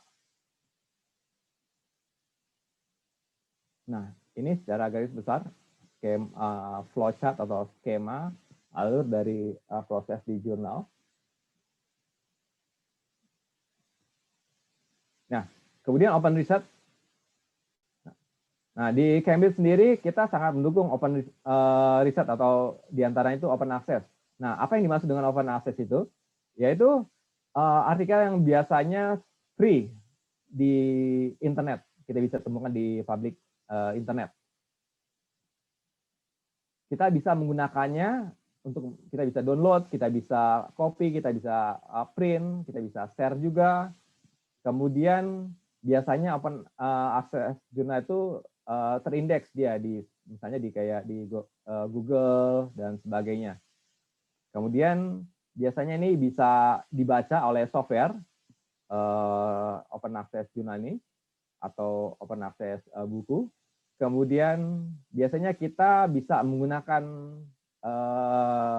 artikel dalam jurnal tersebut tanpa harus istilahnya melanggar hukum. Kemudian biasanya kita mendapatkannya itu tanpa harus membayar atau harus maksudnya harus ada minta izin atau dan sebagainya atau technical barrier-nya. Nah, untuk open access jurnal sendiri ada beberapa sebenarnya. Tapi yang umum itu yang gold dan yang green. Kalau yang gold open access itu benar-benar free ketika dia diterbitkan. Namun dia ada biaya EPC dari author atau dari pemberi dana penelitiannya atau mungkin dari majikan di mana author itu bekerja. Nah, ada juga namanya green open access. Nah, kalau yang green open access ini biasanya berbayar dulu di awal. Misalnya di tahun pertama dia berbayar, tapi setelah tahun kedua itu tersedia buat open access. Jadi tergantung jurnalnya masing-masing. Kemudian yang ketiga ada Diamond Open Access. Nah, ini sama sekali benar-benar free. Jadi baik kita kalau mau menerbitkan artikel ke jurnal Diamond Open Access ini, kita sama sekali tidak diminta bayaran. Nah, ini beberapa Gold Open Access di jurnal di Cambridge. Nah, perlu juga saya sampaikan, nanti trennya, kita bahkan Cambridge sudah memulai, kedepannya kan akan semakin banyak yang Gold Open Access. Nah, nanti akan modelnya itu bukan model langganan biasa lagi. Nanti akan istilahnya namanya kalau di Cambridge itu read and publish. Nah, jadi nanti institusi membayar, karena kan nanti akan semakin banyak yang Gold Open Access.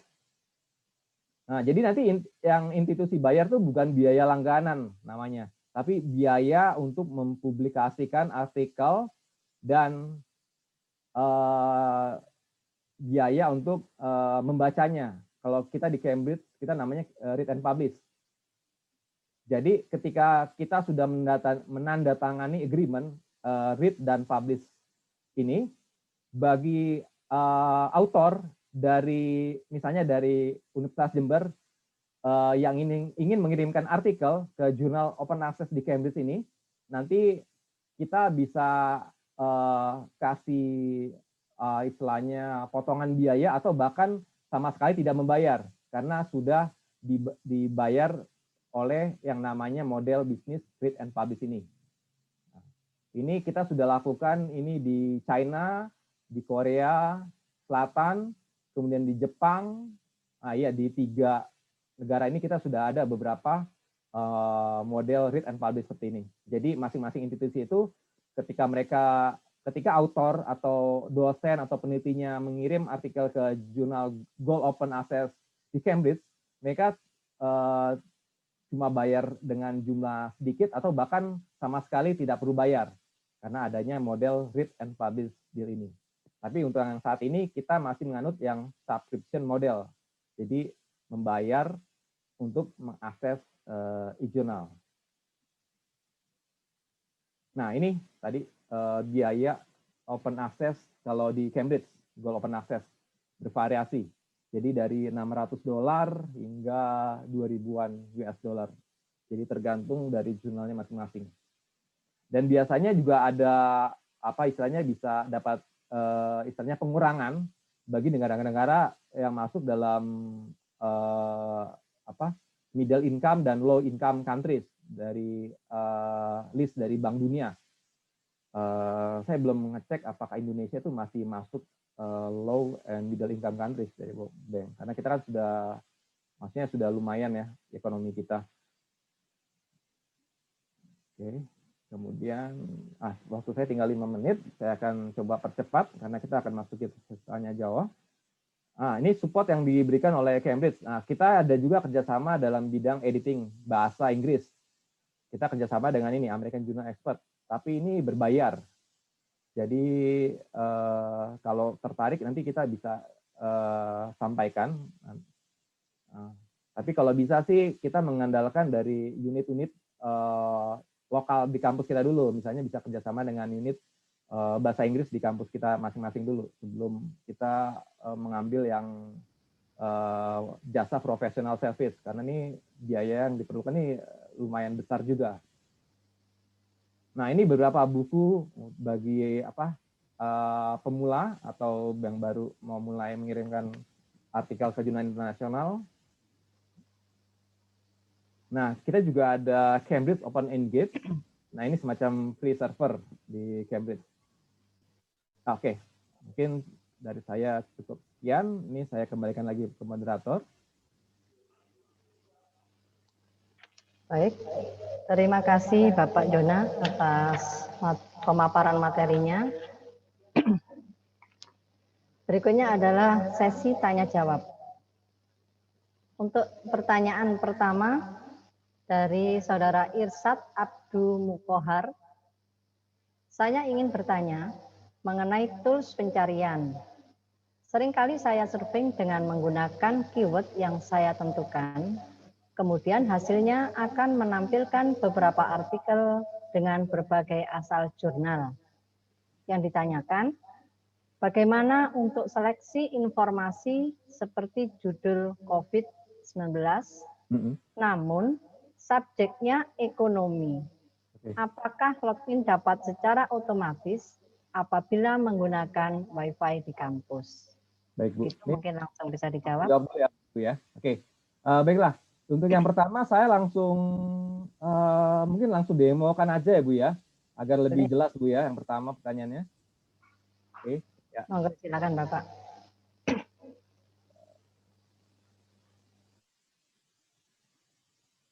Ya, ini kita masuk ke Cambridge Score. Kita ketikkan COVID-19. Oke. Kemudian jangan lupa dicentang ini karena kita ingin mendapatkan full text artikel ya. Kita centang, kita coba. Tadi minta artikel COVID-19 tapi di bidang ekonomi ya. Nah, di dalam Cambridge Score kita tidak seperti provider lain yang mungkin ada advanced, tapi kita mempunyai namanya sebelah kiri ini kita ada namanya refine search. Jadi dengan refine search ini kita bisa memfilter dari hasil pencarian kita. Nah, di sini ada beberapa kategori. Karena yang dilanggan adalah e-journal, sudah pasti kita content type kita batasi di artikel. Oke, dari 15 ribuan, mungkin hanya berkurang sedikit saja, karena kita sudah memberi centang tadi, only so content I have access to. Nah, kemudian untuk subjek ada agak ke bawah, seperti ini. Nah, ini kategori subjek. Nah, ini kalau ada tulisan so more, ini bisa dicentang nih. Oke. Nah, untuk lebih banyak. Nah, di sini kita cari ekonomi. Ekonomi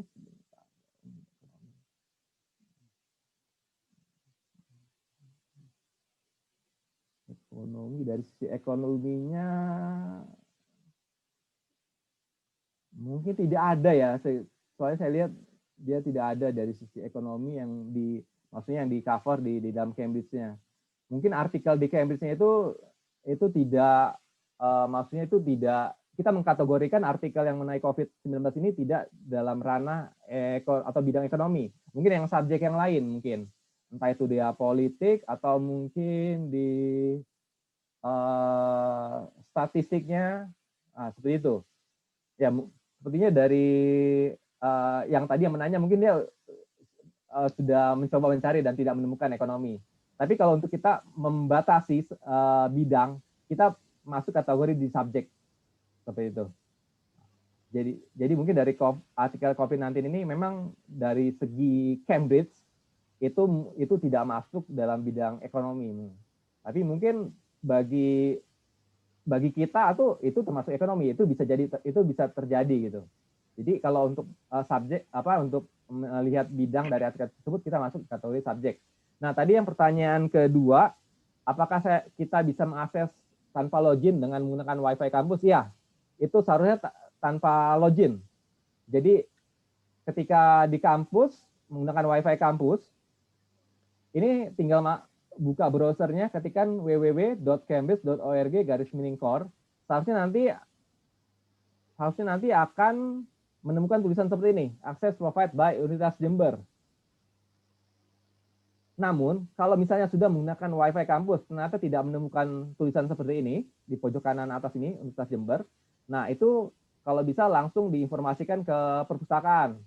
Ya mungkin ada penambahan IP address baru di kampus yang belum diketahui gitu. Jadi silakan saja disampaikan ke perpustakaan, dan nanti perpustakaan itu akan menyampaikan ke saya atau istilahnya ke kita lah istilahnya, agar kita bisa daftarkan IP address tersebut. Karena untuk yang sudah kita daftarkan IP address-nya, dia seharusnya akan otomatis ada tulisan seperti ini, access provided by Universitas Jember. Ya. Mungkin demikian Ibu Husnul. Ya, baik, terima kasih Bapak Jona. Untuk Saudara Irsyad Abdul Mukohar, mudah-mudahan apa yang disampaikan bisa menjawab pertanyaan. Berikut pertanyaan yang kedua dari Saudari Avita Amalina. Bagaimana membaca volume atau halaman dan nomor pada jurnal? Karena beberapa jurnal tidak tertera dengan jelas volume dan nomornya. Oh, baiklah, ini saya langsung share screen aja lagi Bu ya, biar lebih jelasnya Bu. Oke. Nah, di Cambridge untuk penomoran volume atau tahunnya dan isunya itu, kita masuk ke homepage dari masing-masing jurnal. Nah, caranya misalnya kalau di Cambridge Core kita bisa browse by subject. Misalnya kita coba ekonomi. Tadi kan ada bidang ekonomi ya, saya klik ekonomi. Ekonomi itu merupakan salah satu bidang yang cukup kuat di Cambridge. Ya, kita tidak bilang semua bidang kita banyak kuatnya, tapi ekonomi salah satu bidang yang kuat di Cambridge dibandingkan dengan manajemen ya. Ekonomi kita itu lebih kuat, lebih strong istilahnya. Nah, ini nama-nama ekonomi jurnal, economic journal. Ini ada show all di kanan. Ini kita klik. Nah, itu akan semakin banyak ditampilkan. Ini. Nah, misalnya saya klik econometric theory ini. Ini menarik. Nah, ini. Nah, terus kalau kita ingin tahu penomorannya tadi yang ditanya, kita lihat di sini, all issue. Oke. Nah, di sini bisa dilihat, kita sudah susun berdasarkan ya secara apa namanya ini, ya secara susunan waktu lah istilahnya ya. Nah, di sini ini volume 36, ini ya tahun 2020, ada edisi isu 1, 2, 3, 4, 5. Terus kalau ingin lihat yang tahun lainnya, kita tinggal klik ini saja. Ini volume 35 tahun 2019. Nah, ini seperti ini. Ternyata ada 6 ya, ada 6 isu dalam setiap tahun untuk jurnal ini. Nah, ini yang tahun ini baru di isu kelima saja. Nah, kemudian, ini bisa dilihat dengan di sini. Jadi kita sudah susun kita secara struktural. Dan kita bisa mengakses artikel dari jurnal ini hingga tahun 2000 ternyata. Ya, dari 2000 ya, bisa dilihat ini. Ya, demikian Ibu Husnul jawabannya.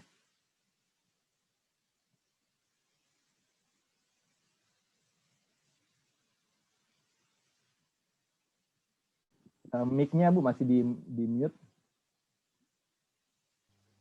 Ya. Baik, terima kasih Bapak Jona atas pemaparannya. Saya kira sudah jelas apa yang telah disampaikan. Mudah-mudahan bisa menjawab pertanyaan ya dari Saudara Avita Amalia. Berikutnya dari Muhammad Ainul. Ya. Bagaimana mencari artikel di Cambridge Core dengan Ya. metode Boolean search, Pak? Ya. Apakah sama seperti search engine Google? Terima kasih. Ya, terima kasih dengan Bapak Ainul. Ini saya langsung searching lagi ya Bu ya, biar lebih jelasnya. Oke. Silakan Bapak. Oke, saya kembalikan searching. Ya, jadi kalau Cambridge Core kita tidak ada namanya advanced search. Nah, kalau di provider lain mungkin mereka ada advanced search, kita bisa pakai logika and, or, atau nor. Nah, tapi kita namanya di sini kita adalah istilahnya refined search. Nah, misalnya coba saya ketikkan satu keyword stunting, ini mengenai masalah defisiensi nutrisi di kalangan balita ya. Ini kemarin ini cukup populer di Indonesia. Coba kita cari stunting. Ini jangan lupa dicentang ya untuk mendapatkan full text artikel saja. Ini kita klik ini. Nah, jadi ketika kita menggunakan ini ternyata memang dia kontennya masih sangat sedikit mengenai stunting ini. Ya ini mungkin bisa dimaklumi ya. Mungkin masalah stunting ini lebih banyak di negara-negara berkembang gitu ya. Nah, tapi kalau di negara-negara maju atau Eropa sana mungkin mereka sudah tidak menemukan lagi ini masalah stunting ini. Nah, kemudian yang bisa kita lakukan ada ini, refined search namanya. Jadi kita tidak menggunakan operator boolean. Jadi kita menggunakan ini, check dan uncheck di sini. Nah, seperti ini. Terus kalau mau kita bisa masukin di teks keyword lain di sini.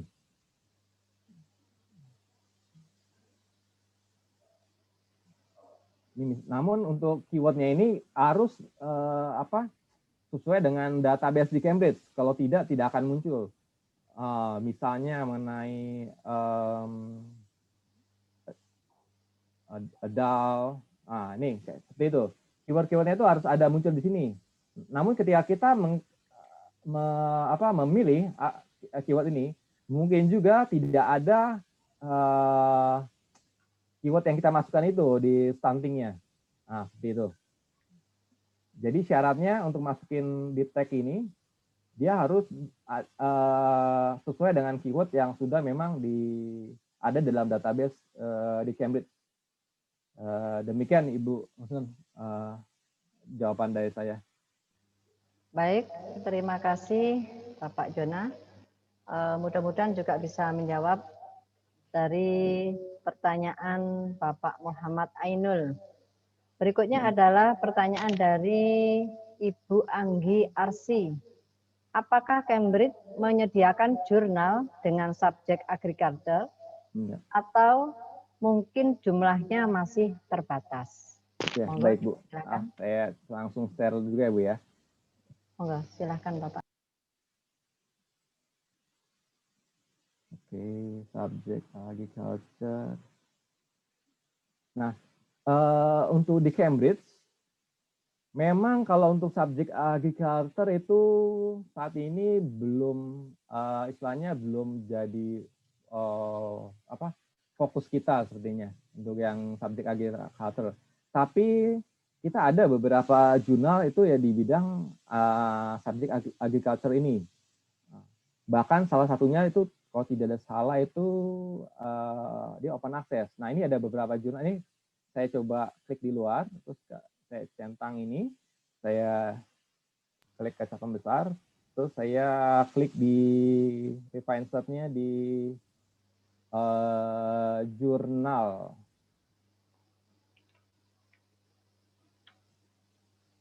Seperti ini, di jurnal. Ada beberapa jurnal agriculture. Tapi kalau di subjek, memang subjek agriculture itu tidak masuk dalam pengkategorian di subjek. Jadi kalau misalnya, ini saya ingin tunjukin aja beberapa dulu jurnal di bidang agriculture kita. Seperti ini. Jadi ada Renewable Agriculture and Food System, ada Experimental Agriculture, the Journal of Agricultural Science. Jadi memang masih sangat sedikit sih Bu ya kita ini sadari kita untuk agriculture memang kita masih sangat sedikit. Ini ada beberapa juga misalnya with technology dan beberapa with seperti with saya dan sebagainya. Jadi memang kalau di Cambridge Score itu tidak masuk pengkategorian, Bu. Jadi kalau kita berusaha subjek itu dia tidak termasuk dalam pengkategorian subjek kita memang. Demikian Ibu. Baik, terima kasih. Pertanyaan berikutnya dari Bapak Prima Febrianto. Saya mau bertanya, untuk kegiatan pembayaran ketika mau open access itu dilakukan melalui ATM atau bisa dengan cara yang lainnya? Gitu. Oke, Monggo, baik Bu. silakan. Ya, terima kasih. Kalau untuk open access jurnal, saya sebenarnya juga belum tahu metode pembayaran seperti apa. Tapi biasanya ini kalau untuk pembayaran open access jurnal itu biasa sih ada istilahnya namanya agreement dulu dengan institusinya untuk menerbitkan. Tapi mungkin juga itu bisa dilakukan oleh individual. Tapi kan biaya itu sangat besar sekali. Tadi di Cambridge saja yang paling kecil tuh kalau tidak salah 600 US dollar. Nah, kalau di Cambridge yang kita anjurkan yaitu menggunakan yang model tadi itu, read and publish. Namun memang biayanya itu tidak bisa menggunakan biaya langganan yang sekarang ini dilakukan. Mungkin itu biayanya akan lebih besar lagi.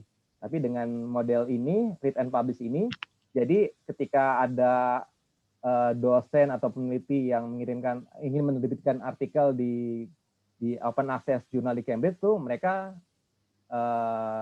seharusnya membayarnya dalam jumlah sedikit atau ini sudah di cover dalam model read and publish ini. Mungkin seperti itu aja Bu jawaban dari saya. Jadi memang itu saya belum dapat informasinya nih apakah bisa melalui ATM atau dengan cara lainnya ini. Nah, tapi akan lebih bagus kalau itu bisa lewat institusi saja. Demikian, Bu. Ya. Baik, terima kasih. Mudah-mudahan Pak Prima Febrianto mendapatkan jawaban yang memuaskan ya. Berikutnya adalah pertanyaan yang terakhir dari Bapak Handariate M. Kira-kira hal apa sajakah yang dapat membuat artikel kita tidak diterbitkan dalam jurnal internasional? Baik, terima kasih. Ya, Bapak Andariatul ya, Pak. Saya kasih yang secara umumnya aja, Pak ya. Biasanya itu dari skopnya, Pak. Kadang tulisan yang kita kirim itu tidak memenuhi skop dari jurnal tersebut, Pak. Jadi,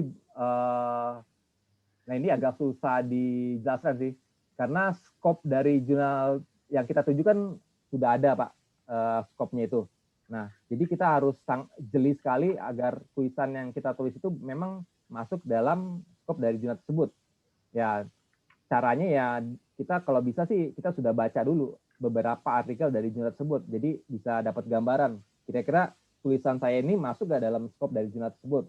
Di antara yang lain itu yang sering saya dengar itu dalam segi tata bahasa Inggrisnya, Pak, itu masih belum memenuhi standar dari jurnal tersebut. Yang sering saya dengar, Pak. Jadi dari segi entah itu dari grammar atau dari struktur dari bahasa Inggris itu masih kurang memenuhi. Ini yang saya bilang ini yang ditolak dari pas proses yang desk review itu. Ya, jadi pada saat tahap yang pertama. Jadi kan kalau kita kirim artikel ke jurnal internasional itu tahap pertama itu akan diseleksi oleh editor dari jurnal tersebut atau lebih dikenal dengan editor in chief-nya lah istilahnya. Nah, seperti itu.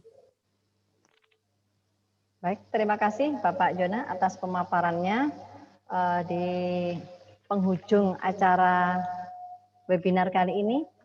Mungkin yang dinanti-nanti dari peserta webinar adalah siapa yang akan mendapatkan souvenir dari Cambridge.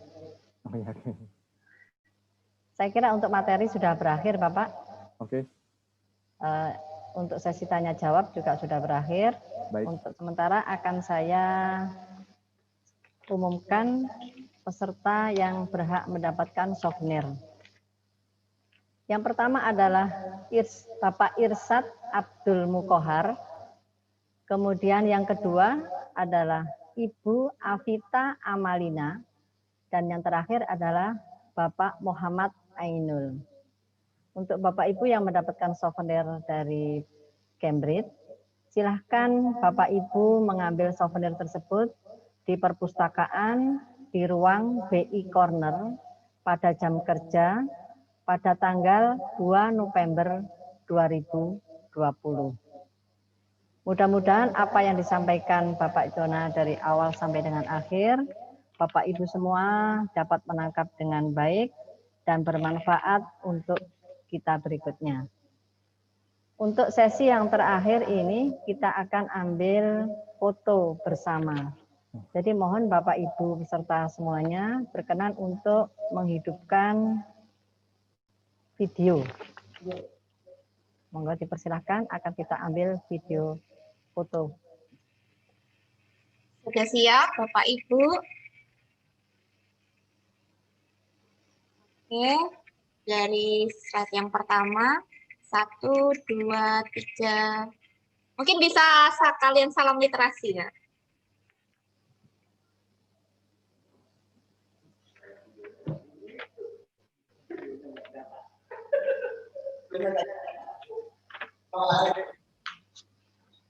Sebentar.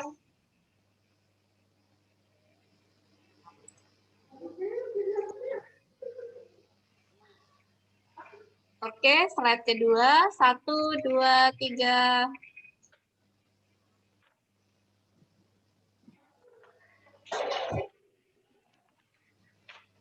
Slide ketiga. Ini slide ketiga nggak ada yang hidupkan kamera. Monggo dipersilakan Bapak Ibu. Ada Nur Atiko, Puji Rohman. Hitam semua ini, nggak ada yang hidupkan kamera di slide ketiga. Saya print screen ya, 1, 2, 3.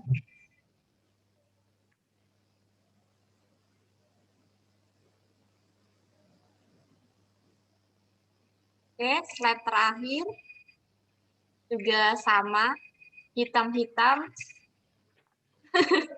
Nggak ada yang hidupkan kamera.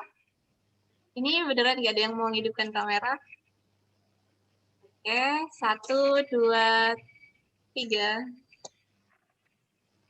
Oke, selesai Bu Husnun. Terima kasih Mbak Firly. Sesi dokumentasi juga sudah berakhir. Sebelum acara webinar kali ini kita akhiri, saya ucapkan terima kasih banyak kepada Bapak Jona Giovanni Harahap selaku narasumber yang sangat bermanfaat bagi kita semuanya. Kepada Ibu Ida Widyastuti Esos NIKOM selaku Kepala UPT Perpustakaan Universitas Jember, serta Bapak Ibu peserta webinar training penggunaan e-jurnal Cambridge kali ini. Untuk sertifikat akan diberikan 2 minggu setelah acara berlangsung.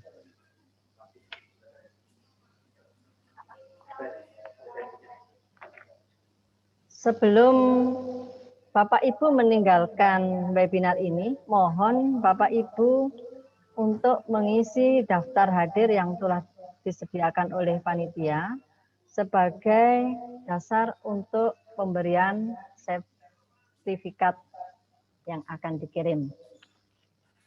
Waktu akan diberikan 30 menit untuk mengisi presensi. Terima kasih kepada Bapak Ibu peserta webinar kali ini. Mudah-mudahan apa yang telah disampaikan dapat bermanfaat bagi kita semuanya. Saya selaku webinar, saya Husnul Nadifah selaku moderator pada webinar kali ini dan seluruh panitia webinar mengucapkan terima kasih sebesar-besarnya dan mohon maaf atas segala kekurangan pada acara webinar kali ini. Kurang lebihnya mohon maaf. Wassalamualaikum warahmatullahi wabarakatuh. Waalaikumsalam Waalaikumsalam warahmatullahi wabarakatuh. Mohon jangan lupa untuk daftar hadirnya ya sebagai dasar penulisan sertifikat. Oke, sudah Ibu. Terima kasih.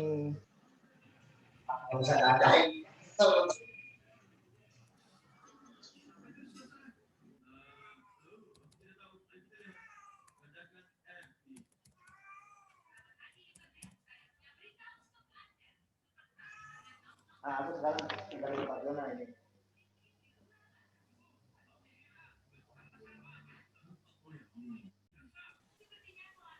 Ya.